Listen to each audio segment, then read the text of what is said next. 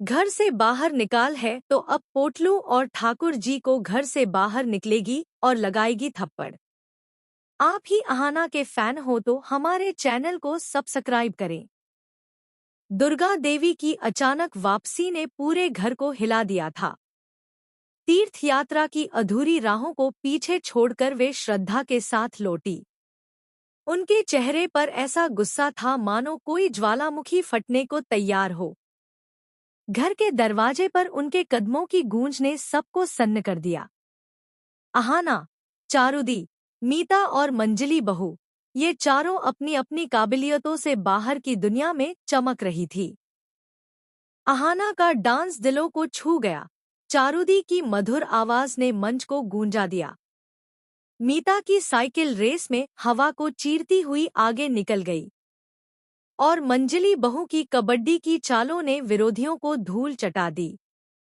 मिलकर उन्होंने बेस्ट बहुओं ऑफ द ईयर का अवार्ड जीता था और अब लौटकर अपनी सास का आशीर्वाद लेने आई थी।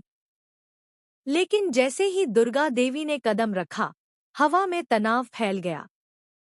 श्रद्धा ने चुपचाप सब कुछ बयां कर दिया। घर में जो कुछ हुआ था वह कोई छोटी मोटी बात नहीं थी। पोटलू और ठाकुर जी ने बहुओं को घर से बाहर कर दिया था, सिर्फ इसलिए कि उन्होंने दुर्गा देवी को बिना बताए तीर्थ यात्रा पर भेज दिया था।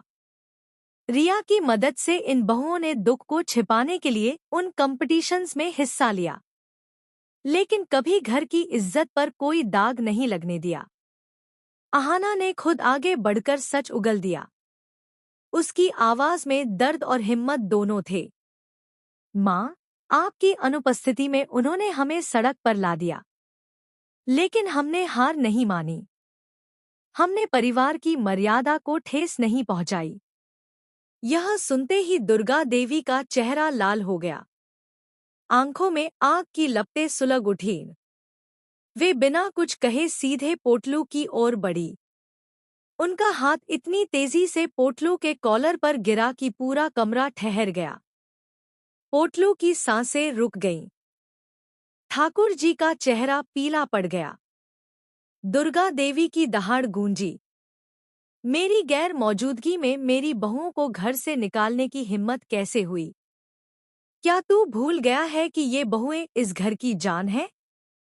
तू और तेरे ठाकुर जी ने जो किया है वह कभी माफ नहीं होगा।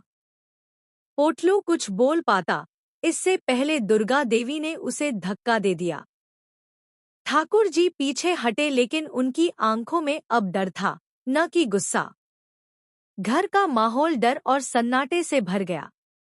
बहुएं चुपचाप खड़ी थीं।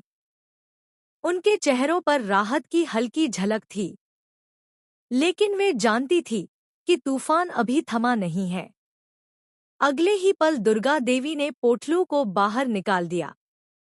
पोटलू, तू और ठाकुर जी आज से इस घर में नहीं रहोगे। जाओ, बाहर जाकर सोचो कि तुमने क्या बिगाड़ दिया है। पोटलू स्तब्ध खड़ा था। उसके मन में पछतावा उमड़ने लगा। बुआ जी, जो पास ही खड़ी थी, गुस्से से तिलमिला उठीं। दुर्गा, तू क्या सोच रही है? ये मेरा बेटा है। ये घर हमारा है। लेकिन दुर्गा देवी ने उनकी एक नहीं सुनी। बुआ जी, अगर तुम्हें इनके साथ जाना है तो जाओ, लेकिन यह घर अब मेरी बहुओं का है और मैं इसे किसी को भी बर्बाद नहीं होने दूंगी। बुआ जी ने गुस्से में कहा, ठीक है, मैं भी नहीं रुकूंगी। लेकिन पोटलू को समझ नहीं आया कि अपनी माँ को कहाँ ले जाए। उसके पास कोई दूसरा ठिकाना नहीं था। पारो, जो पास खड़ी थी, घबरा गई। लेकिन दुर्गा देवी ने पारो से कहा, तुम और तुम्हारी बेटी यहाँ रह सकती हो। मैं तुम्हें नहीं निकाल रही, सिर्फ इन्हें सबक सिखा रही हूँ, क्योंकि ये दोनों अब ज्यादा ही राज करना चाहते हैं। दुर्गा देवी अपने परिवार को लेकर अंदर चली गई और बाहर पोटलू व बुआ जी का सामान फेंक दिया। पोटलू अपनी माँ को लेकर एक छोटे से किराए के मकान में बस गया। वहाँ की तंग गलियां, छोटा सा कमरा, सब कुछ इतना अलग था। दुर्गा देवी अपने परिवार को लेकर अंदर चली गईं और बाहर पोटलू व बुआ जी का सामान फेंक दिया। पोटलू अपनी माँ को लेकर एक छोटे से किराए के मकान में बस गया। वहां की तंग गलियां, छोटा सा कमरा, सब कुछ इतना अलग था कि पोटलू को पहली ही रात एहसास हो गया कि उसने कितनी बड़ी भूल की थी।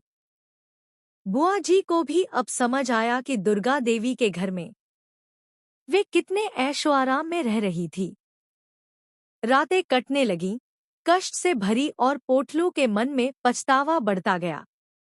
लेकिन कहानी में ट्विस्ट तब आया जब दुर्गा देवी ने सबको इकट्ठा करके कहा, मैंने इन्हें हमेशा के लिए नहीं निकाला, बस सबक सिखाने के लिए। जब गलती का एहसास हो जाएगा। आहाना ने यह सब देखा, दुखी हुई लेकिन हिम्मत नहीं हारी। उसने सोचा, अगर छोटू दादा को बुला ले तो दुर्गा देवी खुश हो जाएंगी। छोटू दादा, दुर्गा देवी के बचपन के पू, घर से बाहर निकाल है तो अब पोटलू और ठाकुर जी को घर से बाहर निकलेगी और लगाएगी थप्पड़। आप ही आहाना के फैन हो तो हमारे चैनल को सब्सक्राइब करें। दुर्गा देवी की अचानक वापसी ने पूरे घर को हिला दिया था। तीर्थ